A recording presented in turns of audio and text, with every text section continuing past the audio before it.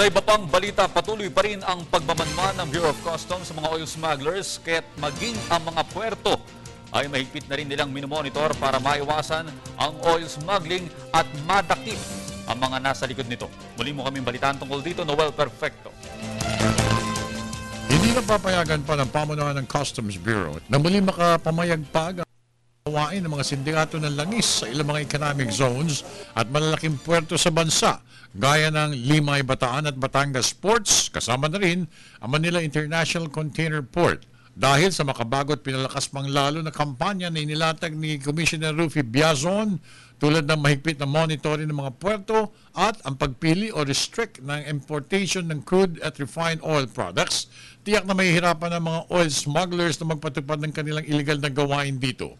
Agad na inatasan ni Commissioner Rufy Biazon si Deputy Commissioner Prudencio Reyes, hepe ng Assessment and Operations Coordinating Group ng Aduana, na magpatupad na matinding pagbabantay sa galaw ng mga naturang produkto na paboritong kontrabando ng mga smuggler. Kaysa rito, ang mga opisyalis ng mga Manila International Container Port sa pagsunod sa makabagong kampanya ni Biazon.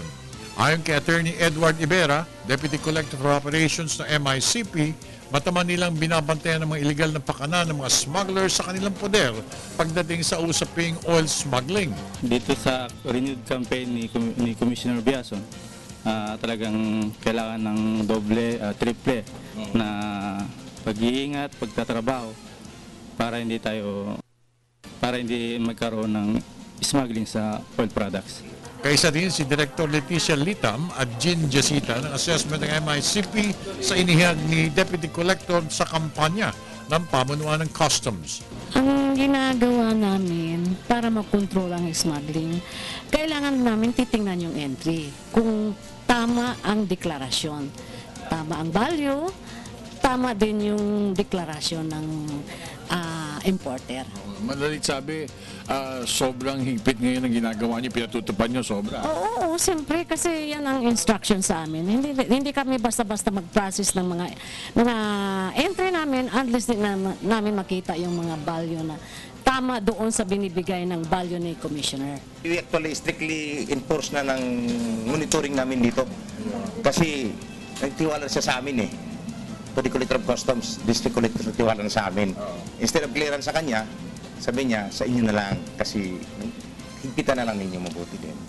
Matinding atas ni Commissioner Biazon na tukuyin at kasuhan ang lahat ng mga sangkot sa illegal na gawain ng oil smuggling dahil matagal na rin na mayagpag ang naturang ilegalidad at marami na rin na nawalang ng pamahalaan sanhin ito. Dapat lang natapusin na ang operasyon ng mga ito.